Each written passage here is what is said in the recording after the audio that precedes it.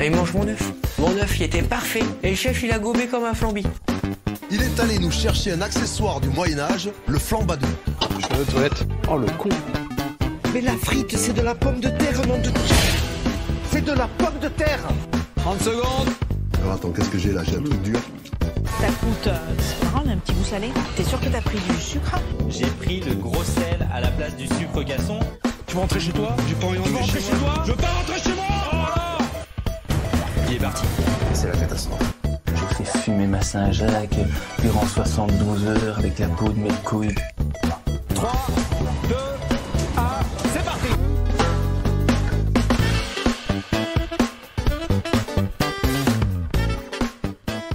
Salut à tous et bienvenue dans Micro-ondes Podcast, le podcast qui débriefe de l'émission Top Chef tous les mercredis sur M6.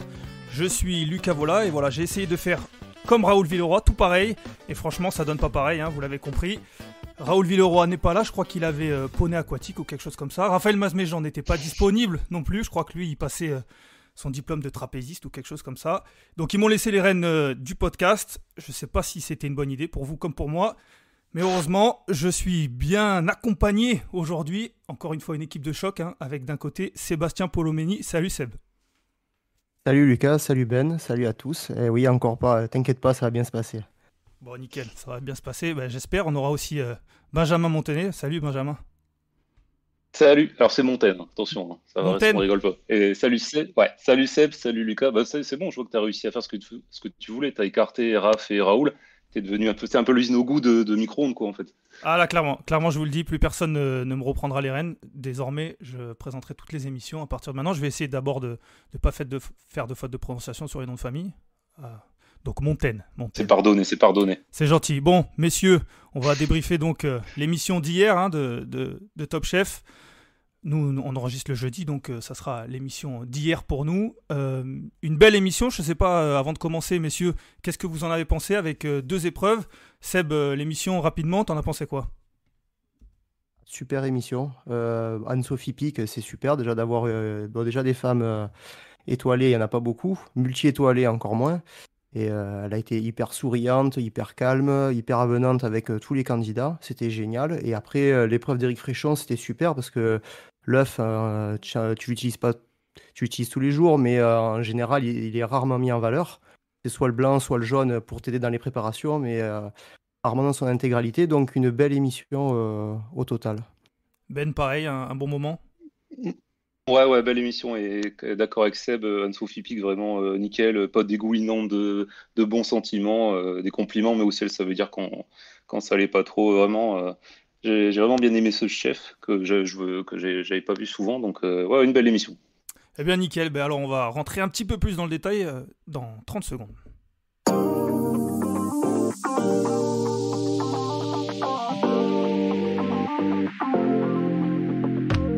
Samuel, c'est le patriarche de la saison. C'est le plus sage. Moi, je suis pas trop loin en âge, mais je suis le plus con. Allez, dernière minute. Je te demande pas on fait un enfant, non, je te demande est-ce qu'on met du vinaigre dans cette crème de brie ou pas?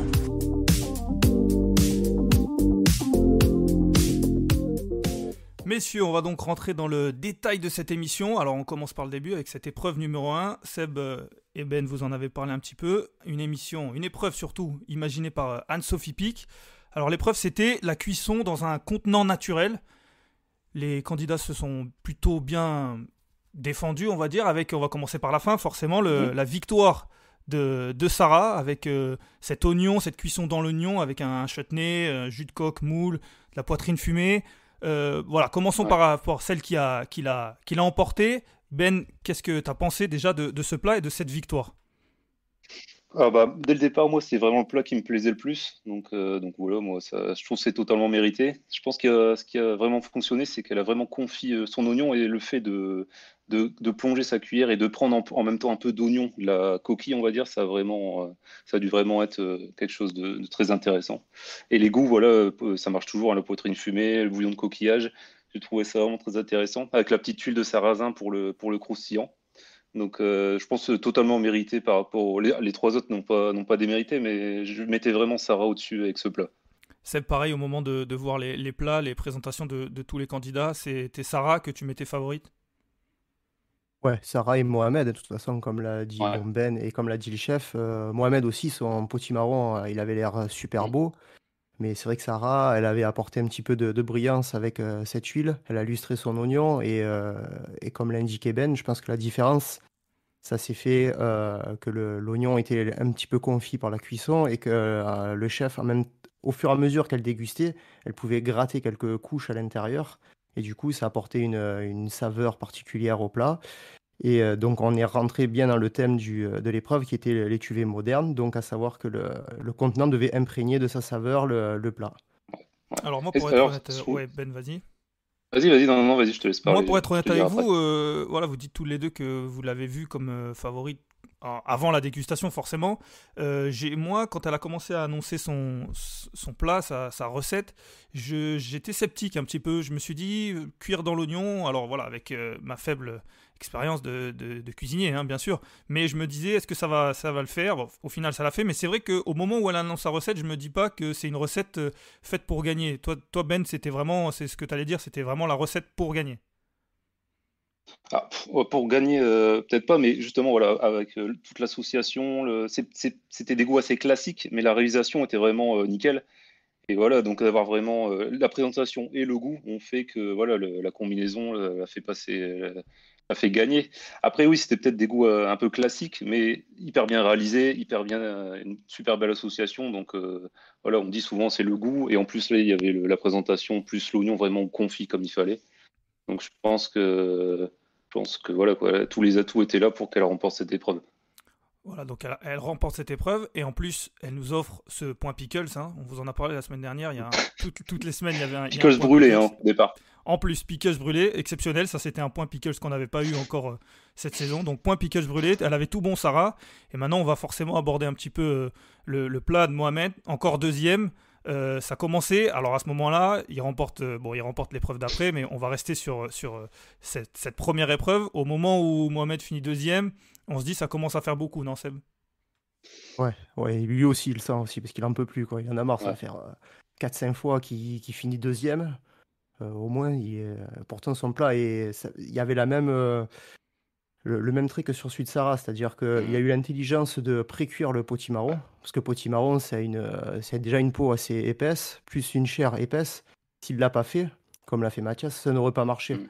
Donc au fur et à mesure, donc, le chef Pic a pioché dedans, et donc tu avais la chair du potimarron qui venait avec. Après, peut-être ce qui a pêché dans son plat, c'est qu'il a mis trop de trucs, je pense. Il y avait crevettes, langoustines, foie gras, oursin, agrumes, carottes, oignons, il manquait plus que salade, tomate et il y avait le kebab, quoi. C'était une soupière son truc. Un truc Ouais, qu'il y en avait ouais. pour 15. Sur- C'était Surtout qu'au c'était un moment, saladier, quoi. au moment où elle ouvre, elle dit oula, c'est généreux. Alors lui, il répond que bon, il est comme ça, mais c'est vrai que ça a été sa première réaction aussi à la chef Pic. Après, un moment aussi, pendant cette épreuve, pendant sa présentation de recette, il dit voilà, si ça passe pas là, je vais me poser des questions. Et c'est vrai que à ce moment-là, on se pose pas mal de questions quand même. On se dit, et on l'avait évoqué aussi la semaine dernière. On se dit, il va jamais gagner, il va se faire éliminer, les autres vont passer à sa place. Ah non, mais n'importe qui à sa place, tu te dis, mais j'en ai ras-le-bol en fait. Et là, tu fais tout ce qu'il faut, et puis à la fin, ah bah on a aimé deux plats, eh ben c'est pas toi, Mohamed, par contre. Et putain, le mec, il en a marre, quoi. Surtout Donc que c'est limite, ça peut te démotiver, quoi. Tu fais, oh putain, j'en ai ras-le-bol, c'est bon, quoi. Surtout que les chefs qui jugent font pas forcément tout le temps des classements. On sait souvent qui gagne et on n'a pas vraiment Ouais. de classement. Et là, à chaque fois, ça fait deux À fois. chaque fois qu'il y en a un, c'est lui le deuxième, tu sais. Exactement. Donc c'est vrai que ça doit faire mal, mais bon, voilà, ça peut. Il faut voir la chose. Bon, il faut qu'il essaye et manifestement, il a réussi à voir la chose dans le bon sens. Ça peut donner confiance. En mode à chaque fois, il est pas si loin. Surtout que les deux autres, ils étaient un petit peu plus en dessous. Mathias, moi, j'ai trouvé que c'était presque. Alors, je vais pas dire hors sujet. Je sais pas ce que vous en pensez, messieurs, mais le fait de pré-cuire le bar avant, j'ai trouvé que c'était presque. Ma première réflexion, voilà, je vais être honnête, c'était c'est de la triche. Il cuit Ouais, je avant. suis d'accord. Ouais, non, mais ouais, je suis d'accord. Je me suis fait la même réflexion, en fait. Au final, il cuit pas dans son potimarron, il cuit avant et il pose après dans son potimarron. Donc pour moi, c'est limite hors sujet. Voilà, en gros, il respecte pas la consigne. Le but, c'était de faire cuire tes ingrédients à l'étuvée dans un contenant naturel. Et lui, il le fait à part, quoi. D'ailleurs, là où a été plus intelligent Mohamed, c'est qu'il a pré-cuit son potimarron pour avoir sa chair qui imprègne un peu après les aliments, alors que lui, il n'a pas pré-cuit. Et donc, au final, on sent pas trop le potimarron et on peut même pas le creuser pour avoir un peu de potimarron avec. Donc, je pense que c'était limite hors sujet pour moi. C'est pareil, hors sujet, Mathias, ou pas? Ouais, oui, oui, hors sujet complet. Il a fait il a fait tous ses ingrédients et en fait, il s'est servi juste du contenant comme un plat. Ouais, Ouais. alors oui, il a eu l'idée de mettre le blanc d'œuf pour sceller. C'est le seul qui a bien scellé hermétiquement le contenant. Mais au final, il a tout fait pré-cuire avant et après, bon, ça c'est via dégustation. Entre les deux, entre celui de Mohamed et le sien, au niveau du potimarron, Mohamed avait une belle couche caramélisée, légèrement brûlée. Ça faisait un bel aspect sur le Ouais, légume. un Alors peu que rustique, l'autre, quoi. voilà, pas du tout. C'était vraiment, tu voyais que le potimarron était cru, quoi. Tu pouvais rien en tirer, Ouais. quoi. D'ailleurs, Seb, j'ai une question, tu connais plus que nous. Est-ce que ça a vraiment un intérêt d'avoir mis du blanc d'œuf pour sceller ou est-ce que, bon, voilà, c'est gadget, est-ce que ça fait vraiment quelque chose ou pas, quoi? Bah, honnêtement, ouais, Ouais, ça fait comme une pâte à lutter quand tu fais tu sais, un plat en cocotte au four, quoi. Ça ouais, évite que la vapeur s'échappe et c'est vraiment, tu vas concentrer les saveurs, quoi. ouais, ok. D'ailleurs, on a vu avant le début de l'épreuve Anne-Sophie Pic qui expliquait sa recette et elle a utilisé cette technique. Alors elle brûlait. Alors je sais pas la différence, mais elle Ouais, chauffait au chalumeau. Après peut-être parce que ça allait pas dans le four. En tout cas, c'était la même technique qu'elle utilisait. Donc bon, peut-être que Mathias, on sait que Mathias connaît beaucoup les chefs sans forcément avoir travaillé avec. Donc peut-être qu'il savait que c'était la technique. En tout cas, cette technique-là était bien. Mais c'est vrai que bon, j'ai trouvé que c'était un petit peu, voilà, comme je l'ai dit, presque de la triche. Et puis il y a eu Pierre.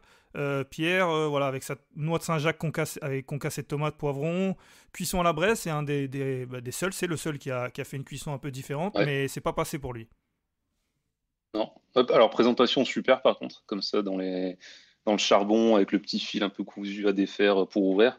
Au départ, j'ai eu peur parce que, alors, je sais plus alors, il a complètement vidé son pamplemousse, je sais plus s'il a mis des bouts de pamplemousse dans sa préparation. J'ai un doute.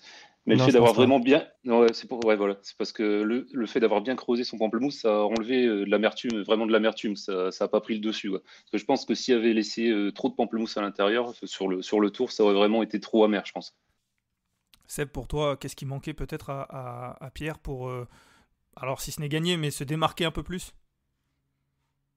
Se démarquer un peu plus, je pense qu'il aurait dû laisser un petit peu de chair du Ah ouais. pamplemousse, justement, parce que quand tu le vois, il le racle bien, bien. Donc du coup, en fait, il tient pas grand-chose, quoi.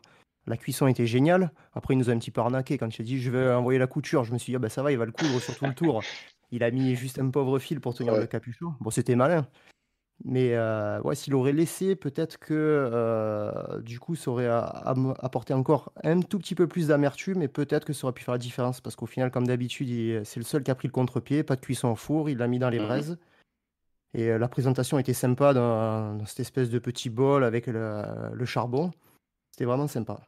Je sais pas ce que Ouais. vous en pensez vis-à-vis de Pierre, mais j'ai l'impression que parfois, presque il prend des épreuves off, c'est-à-dire que presque, j'ai pas envie de dire qu'il passe à travers, parce que je suis pas sûr que ça soit volontaire, mais j'ai l'impression que parfois, pour moi, Pierre, c'est sur une épreuve donnée, c'est peut-être celui qui peut aller le plus haut, aller, on va dire, avec Mathias. Je pense que ça se joue entre les deux, mais Pierre, des fois, j'ai l'impression que sur une épreuve, ben, il se dit peut-être, je sais pas s'il se dit que c'est pas son épreuve ou il le sent pas, mais il passe complètement à travers. Là, à aucun moment pour moi, peut-être avec juste cette braise, cuisson à la braise qui était un peu plus originale, mais à aucun moment je me suis dit qu'il allait gagner et je le trouve plutôt irrégulier quand même, Pierre. Ah, il est surtout Ouais. un peu dans son monde, quoi. Enfin, quand tu vois dans l'épreuve d'après, donc là, il avait pas son coach. Quand Michel Saran l'a cadré, donc il est parce qu'il part un petit peu dans tous les sens. Quand il le cadre, ça passe. Mais c'est vrai que bon, hier, la première ça allait, mais la deuxième, je trouve qu'il est complètement passé à travers, quoi. Ouais.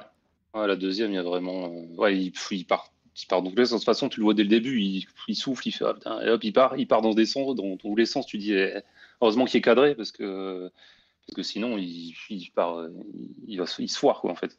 Ouais. Donc c'est soit il est très très bon, soit on sait pas pourquoi d'un coup il va se foirer. Tu fais mais pourquoi tu fais ça, Pierre? Et ouais, c'est pour ça que je sais pas s'il peut aller jusqu'en finale ou parce que il peut très bien, au vu des épreuves de la semaine prochaine, j'ai un peu peur là. Après, c'est vrai que bon, il va falloir passer ces quarts de finale, c'est pas fait, hein, parce que au début de l'émission, il avait qu'un pass. Maintenant, voilà, on va y revenir, mais tout le monde est à égalité, donc il va falloir passer. Maintenant, la demi-finale, on le sait, si, comme le disait Seb, on en parlait juste avant l'enregistrement, si c'est les mêmes caractéristiques des demi-finales qu'on a l'habitude de voir, c'est chaque épreuve est donnée par un des demi-finalistes et les autres doivent le battre, eh bien, Pierre, c'est typiquement pour moi le genre de chef qui est capable de se faire battre sur sa propre épreuve, par contre qui est capable d'aller battre n'importe qui sur son terrain, parce que il suffit qu'il ait le bon feeling sur le moment, et il est capable d'aller battre une Sarah, un Mohamed, un Mathias sur son terrain. Donc c'est vrai que j'ai du mal à lui donner, bon on en parlera après, mais à dire s'il peut aller en finale, s'il peut gagner, en même temps il peut ne même pas passer les quarts de finale. Je sais pas Seb ce que t'en penses, mais c'est vrai que c'est difficile de juger Pierre. Là, ouais, sur l'émission d'hier, compliqué. Autant celle de la semaine dernière, j'ai trouvé bon, comme tu l'as dit. Euh, Même petit, ouais, vraiment irrégulier là. Autant il a été vraiment, vraiment très bon la semaine dernière. Autant cette semaine, la première, ça allait. La deuxième, je trouve qu'il s'est complètement raté, comme j'ai dit tout à l'heure. Donc c'est vrai que à ce stade de la compétition, il va peut-être falloir qu'il se calme un petit peu, qu'il aille à l'essentiel pour décrocher les passes. Parce que là, maintenant, c'est la victoire qu'il faut qu'il aille chercher, quoi. Ouais, bon, si on suit la logique d'une semaine moins bon, une semaine bon, peut-être que la semaine prochaine il sera bon. Écoutez, en tout cas, comme on dit, on lui souhaite. Pierre, c'est un petit peu presque la mascotte de Micro-ondes Podcast. C'est le premier qu'on a eu en invité. Il nous suit beaucoup sur les réseaux sociaux. Donc, bon, on reste très objectif, mais s'il pouvait aller loin, ça nous ferait plaisir à tous dans le podcast. Pour finir sur cette épreuve, messieurs, Seb, tu l'as dit, les chefs n'étaient pas avec leur candidat. C'était Anne-Sophie Pic qui était avec eux avant de déguster, qui les suivait en tout cas durant cette préparation. Un petit mot justement sur Anne-Sophie Pic. C'était la première fois qu'on la voyait cette année. On la voit souvent, quand même relativement souvent, quasiment tous les ans. Qu'est-ce que vous en avez pensé, Anne-Sophie Pic? Voilà, moi j'ai un sentiment un peu mitigé. Je crois que Seb, toi tu as bien aimé l'apparition de la chef sur cette épreuve. Ouais, elle a tenu son rang, double étoilée. Doublement étoilé, il me semble, ou triple, j'ai un doute. En tout cas, elle a 8 étoiles au total. Ouais, 8 étoiles au total, mais je l'ai trouvée avenante avec les candidats. Elle a su réconforter Sarah aussi. Donc après, c'était vraiment sympa aussi, là, donc, et un petit clin d'œil que ce soit sur l'épreuve de la seule femme chef que Sarah décroche son pass aussi. Moi, je l'ai trouvé bien dans son rôle, donc elle n'a pas été dithyrambique en compliment. Elle n'a pas non plus rabaissé plus bas que terre quand il s'était trompé. Moi, je l'ai trouvé bien dans son rôle. Parce que pour ma part, moi, voilà, avant de te donner la parole, Benjamin, moi, je l'ai trouvé pas très télégénique. Je sais pas. C'est vrai que bon, les chefs, ils n'ont pas forcément l'habitude de faire cet exercice. Pour eux, c'est la cuisine. On leur demande de faire quelque chose qui n'est pas forcément évident. Et on le voit d'ailleurs dans les autres chefs qui sont des chefs permanents. On voit l'évolution au fur et à mesure d'un Michel Saran, même d'un Paul Perret entre 2 années. Et Anne-Sophie Pic, c'est vrai que je ne l'ai pas trouvé très... Seb, tu disais qu'elle était souriante, mais je trouvais ça presque parfois faux. Ça m'a pas convaincu. Je l'ai pas trouvé très télégénique. Je l'ai pas trouvé. Je parle pas physiquement, bien entendu. Je parle uniquement dans ses prises de parole, dans la voix off que les chefs peuvent faire de temps en temps. Elle m'a pas convaincu. J'étais pas pris dans le truc. Je sais pas pour toi, Ben. Ouais, bah après c'est pas donné à tout le monde, voilà, d'être télégénique, d'être à l'aise, c'est pas forcément, c'est pas forcément leur métier, mais enfin moi je l'ai trouvé bien, voilà, des bonnes critiques, comme disait Seb, elle était pas dégoulinante de bienveillance, là, tout le monde est génial, tout le monde est beau, elle savait faire les critiques qu'il fallait, les compliments qu'il fallait. Donc moi ça me plaît, moi voilà, pas trop de superficiel, elle allait droit au but et puis voilà quoi. Donc moi j'ai bien aimé.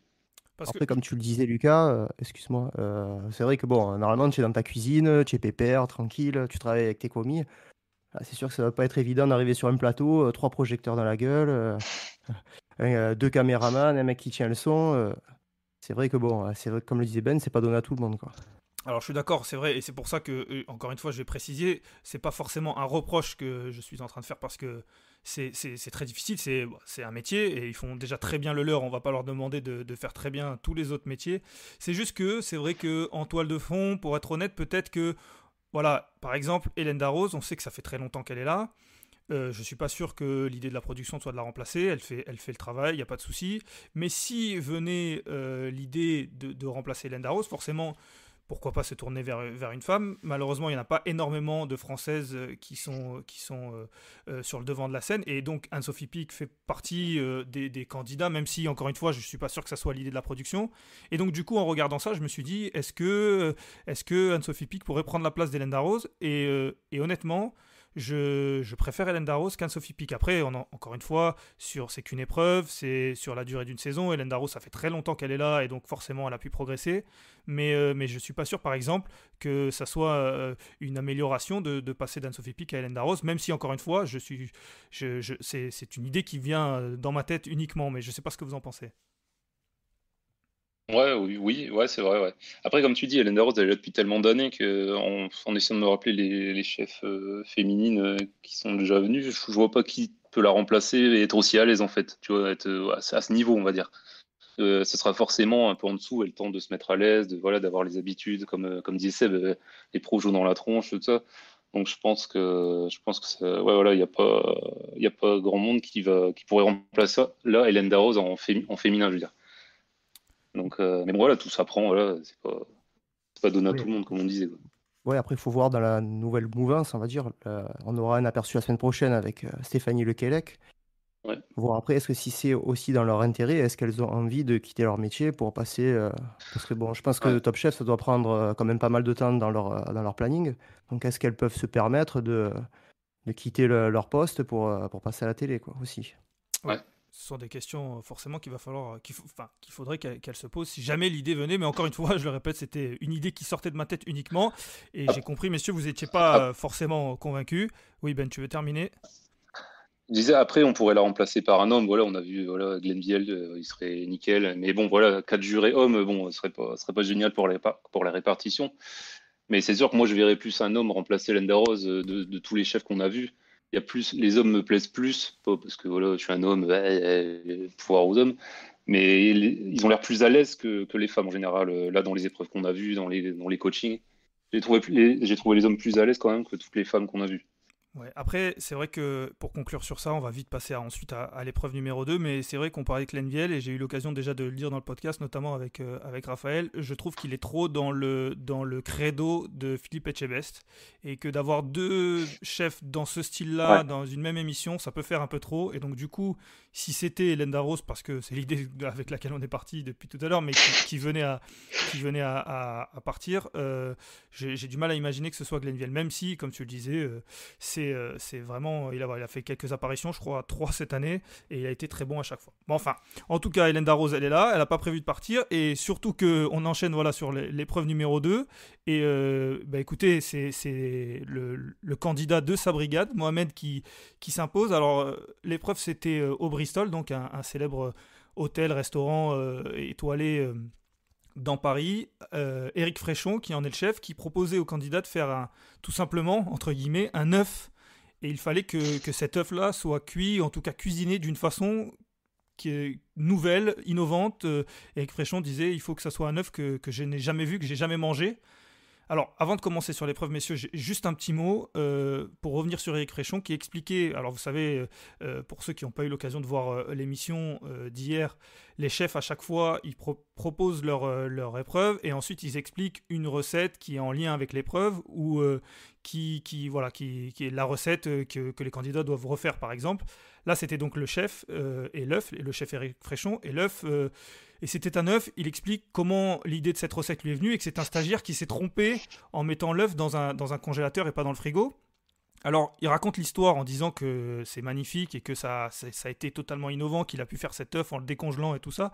C'est surtout, moi j'ai envie de savoir, messieurs, qu'est-ce que vous pensez qui est arrivé au stagiaire quand il s'est trompé en mettant les œufs au congélateur? Il s'est fait virer, on est d'accord?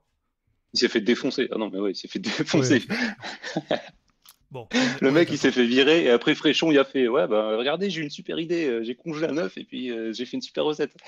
On est d'accord, on est d'accord. Moi aussi, je l'ai imaginé virer. Bon, après, c'est tout à l'honneur d'Éric Fréchon d'avoir expliqué que c'était un stagiaire, hein. On en connaît peut-être d'autres chefs Oui. qui auraient expliqué que c'était eux qui avaient trouvé. Bon, enfin bref, en tout cas, c'est cette épreuve qui demande aux candidats. Et donc, comme je vous le disais, c'est Mohamed qui s'impose. Enfin, on a envie de dire, enfin, Seb Mohamed, avant de rentrer dans le Enfin. détail de son plat, Seb Mohamed, enfin, la impasse, ça, voilà, on le disait tout à l'heure, il commençait à se poser des questions, il a bien répondu. Et enfin, surtout, il s'est retrouvé bien coaché, quoi.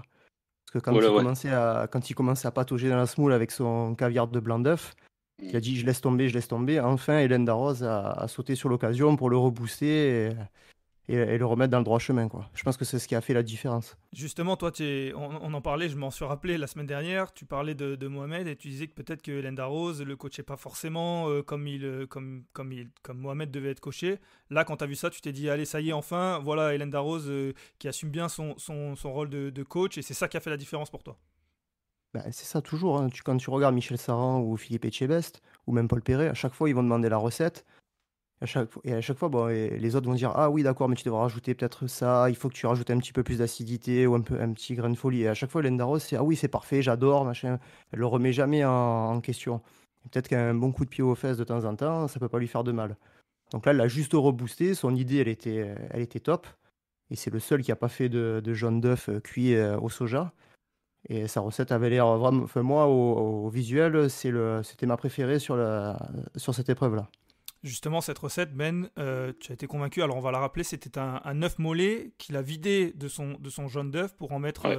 une mayonnaise herbacée et ensuite mettre le jaune d'œuf à côté, à part, avec voilà, beaucoup d'herbes dans son plat. Ça, c'est une recette qui t'a convaincu, Ben. Ouais, ouais, carrément. Ouais. D'ailleurs, déjà vraiment content pour Mohamed, voilà, parce que vraiment, ça faisait longtemps qu'il méritait de gagner une épreuve. Mais ouais, ouais, alors comment dire, le caviar d'œuf, là, j'ai trouvé ça une super idée. Et comme disait Seb, là, le miracle, Hélène le coach, et puis il y arrive. Donc c'était le bon moment pour commencer à le coacher.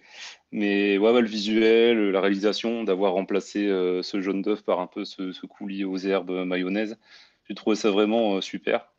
Voilà, tout ouvre, hop, ça le petit coulis vert qui coule dans l'assiette, c'était vraiment, vraiment nickel. Et donc pour moi, ouais, il mérite vraiment cette victoire par rapport aux autres. Parce que de base, Fréchon, il demandait vraiment une cuisson là, originale, donc lui c'était un œuf congelé, voilà. Et Mohamed avec son caviar, justement son caviar de blanc d'œuf, ça, je l'avais jamais vu. Alors que les trois autres, bon bah voilà, ils ont pris le jaune d'œuf, ils l'ont cuit soit dans le vinaigre, soit bon.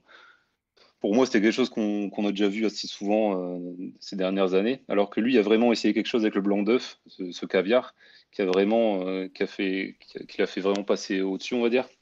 Plus voilà, ce remplacement de jaune d'œuf. Donc ouais, pour moi, il était au-dessus des autres sur ce coup-là. Et il méritait vraiment sa victoire.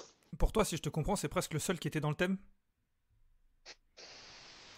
Dans le thème cuisson originale, on va dire, pour moi, oui. Parce que les autres, bon, bah, ils ont tous fait, si je me souviens bien, les trois autres ont fait un jaune d'œuf, voilà, limite confit, à chaque fois confit dans le vinaigre ou confit dans le vinaigre avec la betterave, comme Mathias. De ce côté-là, oui. Après, voilà, après, on sait que c'est compliqué de trouver des nouvelles choses par rapport à l'œuf, on va dire. Mais je trouve que là, sur ce coup-là, ouais, il était plus original que les autres, de ce côté-là. Seb, pour toi, on a dit voilà Mohamed qui s'impose. Pour toi, les trois autres, ils étaient vraiment en dessous ou il y a quelque chose que tu retiens d'un candidat qui t'a tapé dans l'œil, tu voudrais Non, mentionner peut-être? j'ai hésité avec Mathias, parce que Mathias, il avait décidé d'en mettre plein la vue, donc c'était œuf de caille, sabayon, purée de betterave, pas lourde, les petits œufs de truite, il me semble. Donc en plus, les critiques, la Fréchon, quand il a dégusté, je me suis dit, ouh, ça sent peut-être bon pour lui, parce que il avait vraiment aimé, et justement, il a rappelé le thème de l'épreuve, il a dit que c'était vraiment ça, une cuisson qu'il avait jamais goûté. Donc là, j'ai eu un doute, en plus, son plat était très joli aussi. Surtout que à ce moment-là, comme tu dis, on voit Mathias. Alors après, à la dégustation, on écoute forcément Eric Fréchon, on ne sait pas vraiment ce qui se passe exactement en bouche, et on se dit, ben, certainement que Mohamed va pas être loin. Et on se dit certainement qu'il va peut-être même finir deuxième encore, puisque Mathias, il va peut-être l'emporter sur le fil. Bon, finalement il l'emporte, et comme on disait, ça ramène tout le monde à un partout. Et ensuite, il y a Pierre et Sarah. On va s'attarder un petit peu plus sur Pierre, même si on en a beaucoup parlé déjà.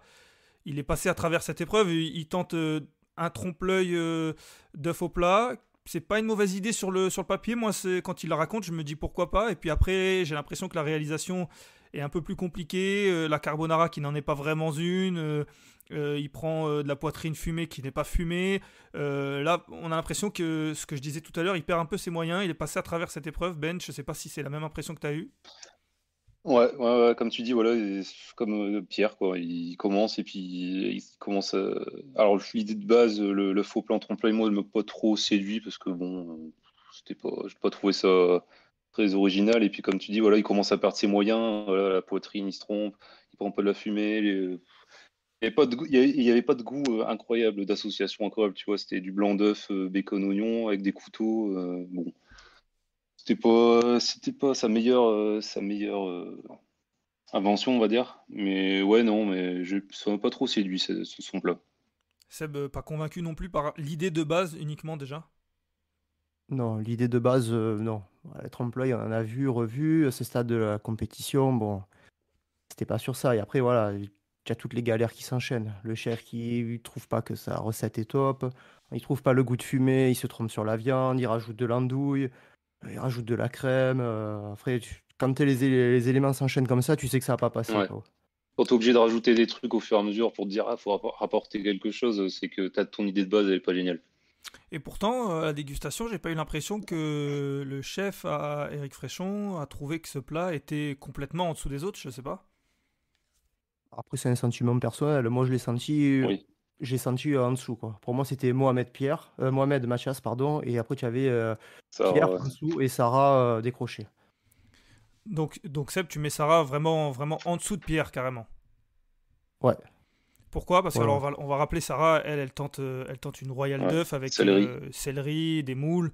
Qu'est-ce qui fait que tu as été sceptique? Moi, si je dois donner mon avis, je trouve que ça a été peut-être la seule qui était pas dans le thème pour moi. J'ai trouvé que Mohamed était vraiment dans le thème. J'ai trouvé que Mathias l'était aussi. Je vous ai trouvé un petit peu dur sur le trompe-l'œil, même si c'est pas forcément une idée très originale, mais je me suis dit que c'était peut-être quelque chose que Éric Fréchon n'avait jamais goûté, en tout cas comme ça. Mais de ce qu'a proposé Sarah, j'ai trouvé que c'était classique dans la réalisation. Après, les goûts étaient peut-être innovants, mais la réalisation était, j'ai trouvé presque classique. Seb, toi, j'ai l'impression que tu es plutôt d'accord avec moi.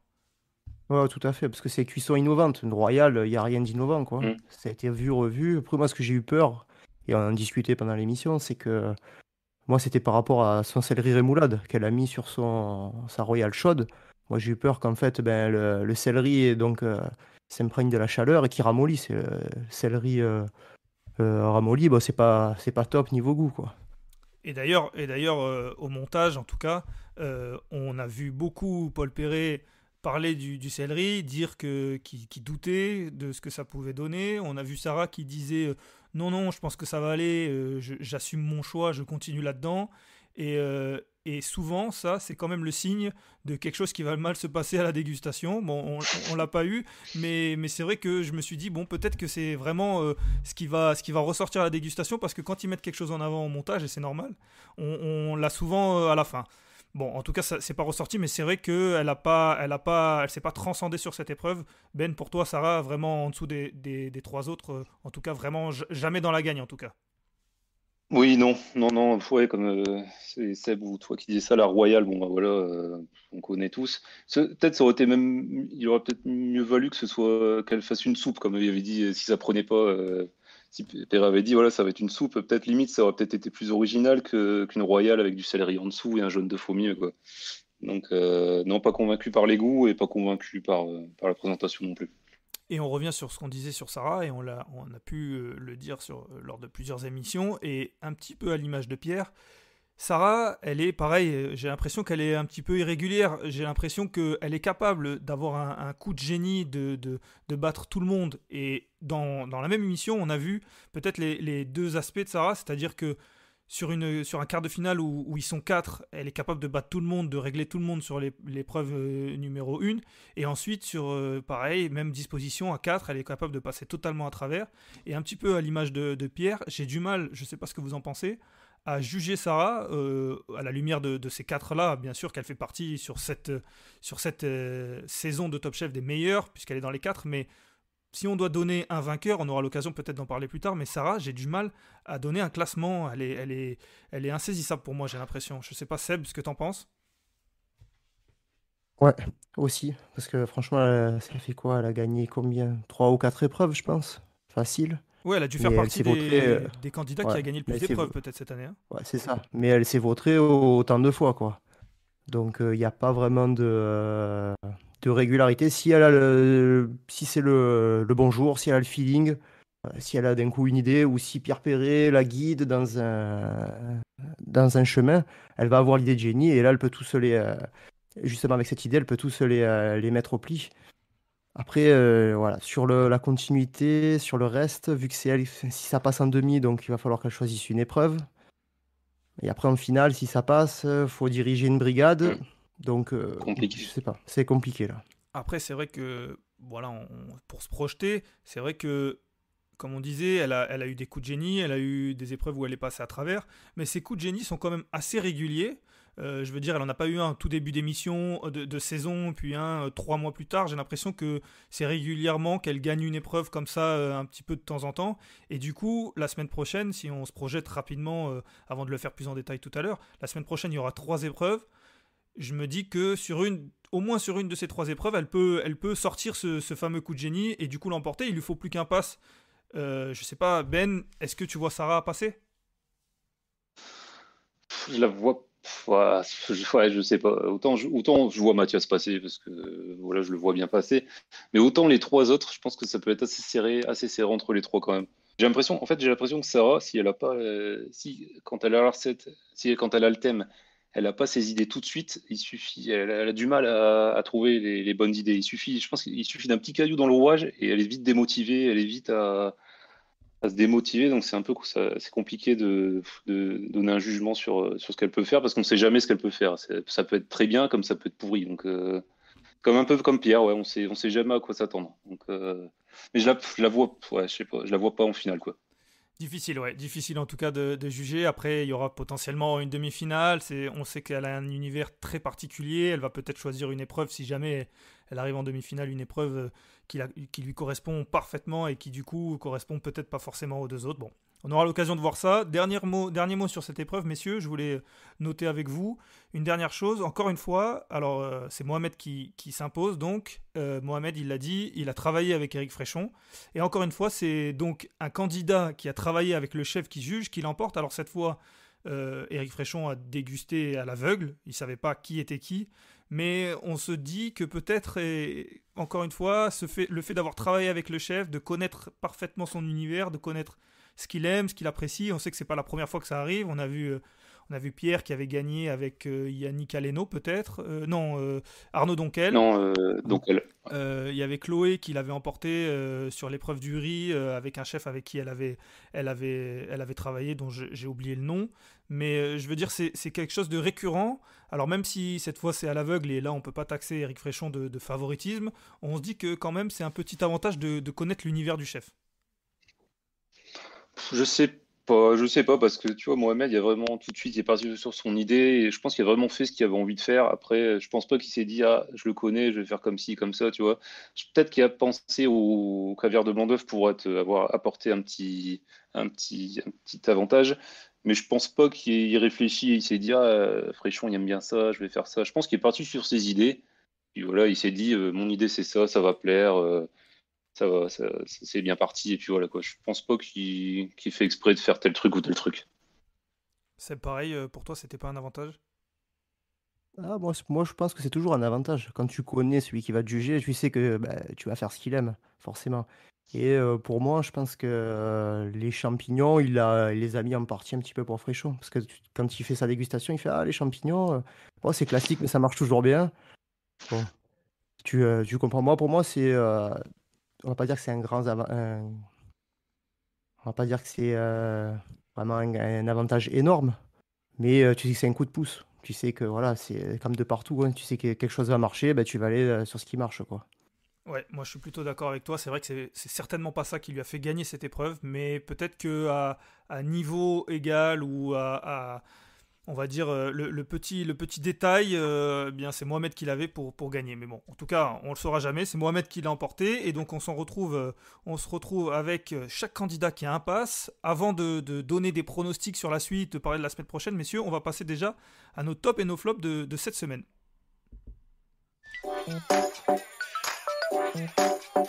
J'ai jamais étudié comment tourner un Robocop, hein, j'en ai rien à foutre, quoi. 30 secondes. Le shoot de Bruxelles, aujourd'hui, on va le voir un petit peu comme la fille qui était pas très jolie quand on était à l'école en maternelle. Et on la recroise 10-15 ans plus tard. Ah bah, c'est devenu un canon de beauté, tout ça.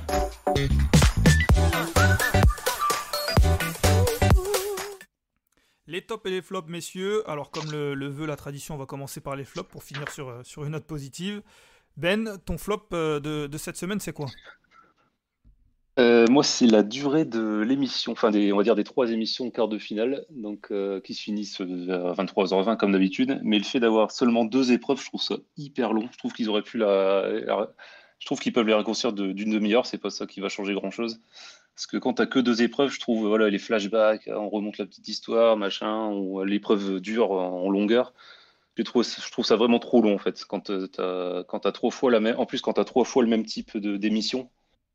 Je les trouve trop longs là. En ce moment, c'est un peu. À la fin, j'en ai un peu marre en fait. Mais écoute, Donc ça, Ben, je suis c'est mon ravi flop. que ça soit toi qui le dise parce que c'était mon flop aussi. Sauf que c'est à peu près le flop que j'ai depuis 2 mois, j'ai l'impression. Et du coup, j'avais peur que les gens disent que je fais une fixette. Donc, je suis totalement d'accord avec toi. Avant de donner la parole à Seb, je vais enchaîner sur ce flop. Je suis totalement d'accord avec toi. J'ai regardé l'émission en replay. C'est simple. Chaque épreuve durait 1 heure.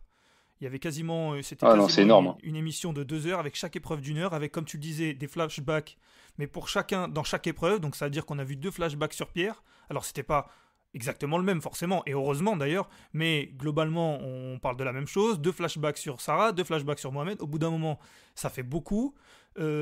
Comme tu disais, en plus, la semaine dernière, on a eu exactement le même type d'émission. Du coup, ça fait assez redondant. Heureusement que les épreuves étaient sympas. Je pense que la semaine prochaine, bon, c'est sûr, en tout cas, la semaine prochaine, on aura 3 épreuves. Donc, la structure de l'émission va être différente. Mais c'est vrai que on aurait peut-être préféré une émission, peut-être un peu plus fournie, avec forcément 4 épreuves, pour en faire une de 4, une de 3. J'aurais râlé en disant que celle-là était trop longue, mais c'est pas grave. Mais au moins, on aurait eu voilà, une émission très dynamique avec des épreuves, comme tu disais, de 30, 40 minutes peut-être, mais pas 1 heure d'épreuve. Je trouve ça beaucoup trop long. Voilà. En tout cas, je suis ravi, Ben, que tu le dises, et c'était ton flop, pas le mien. Voilà. On va passer maintenant à Seb. Seb, ton flop, c'est quoi? Alors, moi, c'était l'œuf présenté par Éric Fréchon, le tout premier. Donc, l'histoire est belle, il n'y a pas de souci, c'est l'erreur du fameux stagiaire. Qui s'est fait virer d'ailleurs. L'histoire ne dit pas si c'est vrai ou pas. Mais après, bon, tu as vu l'assiette, une demi-cuillère Oh putain, ouais. de purée, l'œuf et un peu de caviar. Voilà, c'est Allez, une assiette 80 pas euros, mal. monsieur. Voilà, il doit te vendre ça à 80 € dans son restaurant.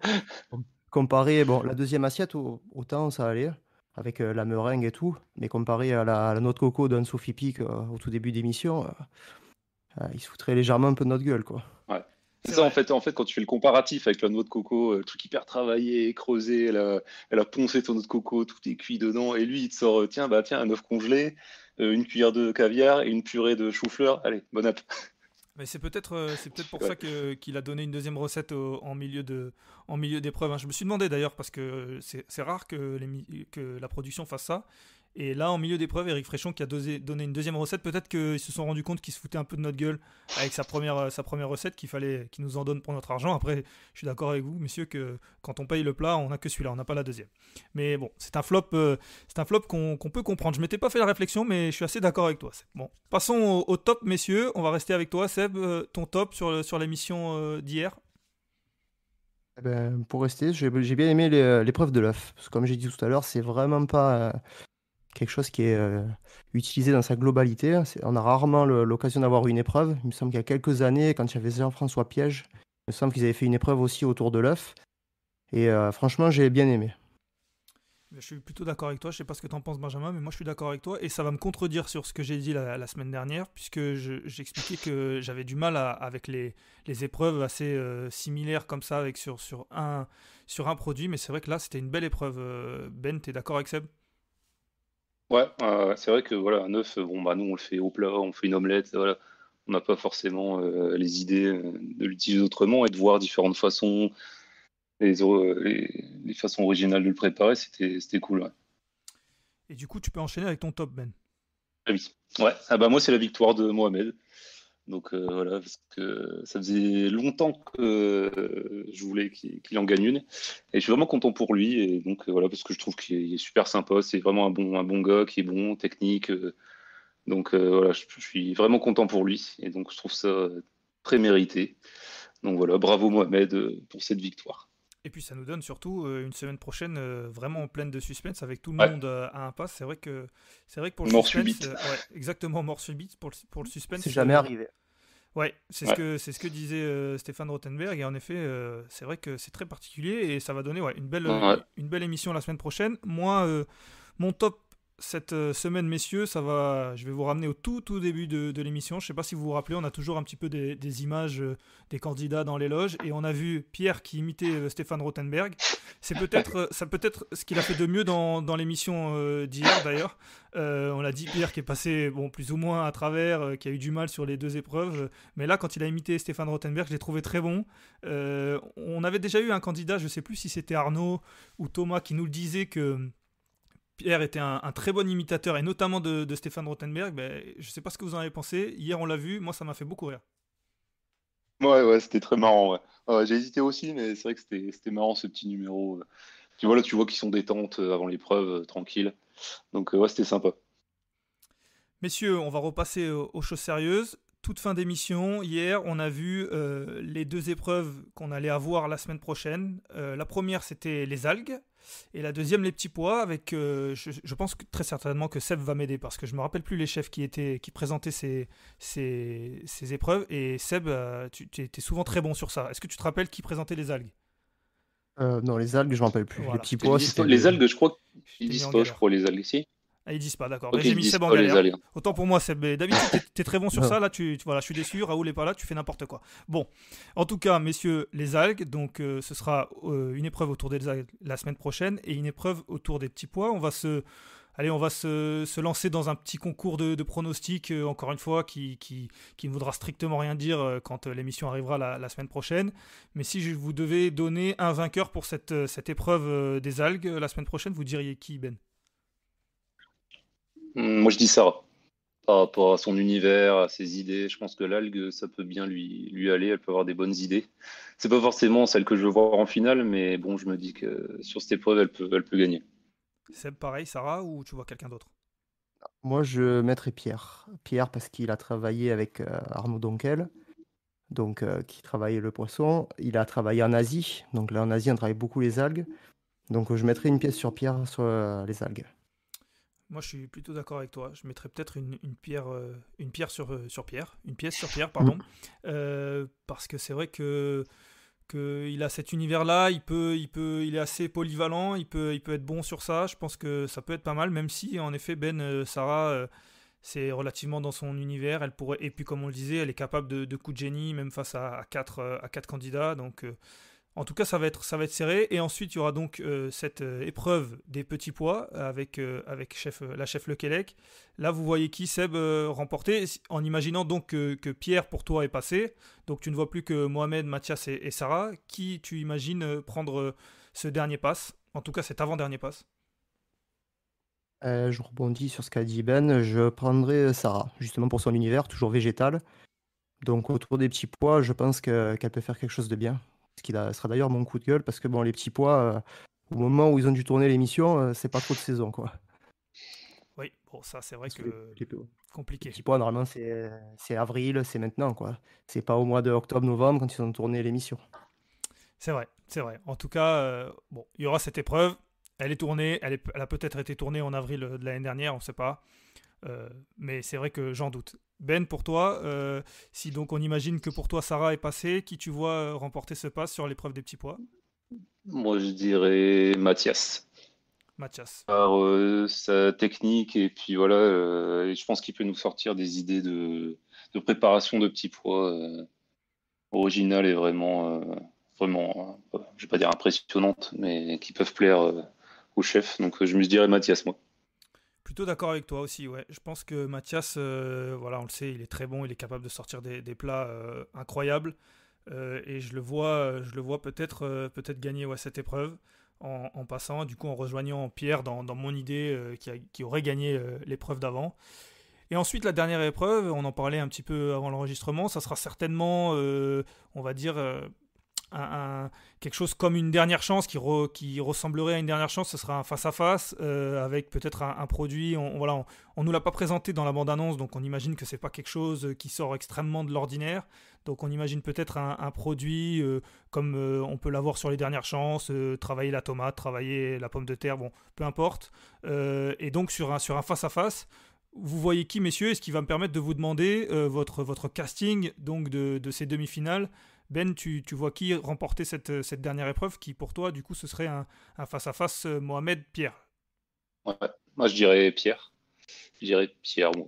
Après, ça, en sachant pas l'ingrédient, voilà, on peut pas trop dire, mais Pierre avec une petite peur quand même, parce que voilà, on sait qu'il peut se foirer, comme il peut avoir des coups de génie. Alors que Mohamed est plutôt régulier. Mais si Pierre est dans un bon jour, il bat tranquillement, je pense. Donc tu partirais sur un casting Pierre, Mathias, Sarah pour les demi-finales. Seb, ton casting, ce serait quoi? C'est ça. Ça serait le même, parce que du coup, moi, j'aurais Mathias face à Mohamed. Et Mathias, il est redoutable quand il est tout seul. Et je pense qu'il est sur une dernière chance, il saura mettre les ingrédients pour passer en demi-finale, quoi. Bah écoutez, ouais, je pense qu'on a tous, en tout cas dans nos pronostics, le même casting, avec pareil pour moi, une demi-finale avec Pierre, Mathias et Sarah. Je pense que dans mon scénario, donc ce sera Sarah face à Mohamed, et je pense que Sarah peut s'imposer. Et donc on voit tous le même casting en demi-finale. Certainement que la semaine prochaine on aura tous tort, hein. C'est le but un petit peu de ces pronostics qu'on fait, mais bon, ça nous permet en tout cas de clôturer l'émission, messieurs. C'était un plaisir de partager cette émission avec vous, de prendre la place de Raoul et de Raph. Je ne sais pas si je vais leur laisser la semaine prochaine. En tout cas... tu t'es bien dérouillé, c'était bien. C'est gentil, messieurs, c'est gentil.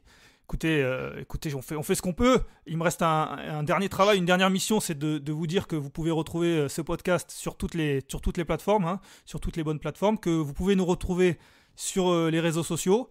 Là, je ne me risquerai pas à donner les hashtags, les identifiants et tout ça, mais en tout cas, je suis quasiment sûr qu'on est sur Twitter, sur Instagram, sur TikTok, sur Snapchat et tout ça. Donc, n'hésitez pas à aller taper micro-ondes et vous trouverez forcément quelque chose. Ce sera certainement nous, j'espère. Messieurs, pareil, hein, vous êtes certainement sur Twitter, sur Instagram, sur le Minitel, quelque chose, messieurs, vous avez envie de faire votre auto-promo? Non, ça va, les gens trouveront s'ils cherchent. Oui, ça a déjà été donné sur Twitter principalement. Instagram, j'ai le même identifiant sur Instagram. Il y a quelques recettes qui traînent par-ci par-là. Magnifique. Bah, écoutez, en tout cas, c'était un plaisir pour moi. Et on se quitte sur ça, et puis on vous dit à la semaine prochaine. Salut. Allez, mange mon œuf. Mon œuf, il était parfait. Et le chef, il a gobé comme un flambi. Il est allé nous chercher un accessoire du Moyen-Âge, le flambadou. Je vais aux toilettes. Oh le con. Mais la frite, c'est de la pomme de terre, nom de... C'est de la pomme de terre. 30 secondes. Alors attends, qu'est-ce que j'ai là? J'ai un truc dur. Ça coûte, c'est pas grave, un petit goût salé. T'es sûr que t'as pris du sucre?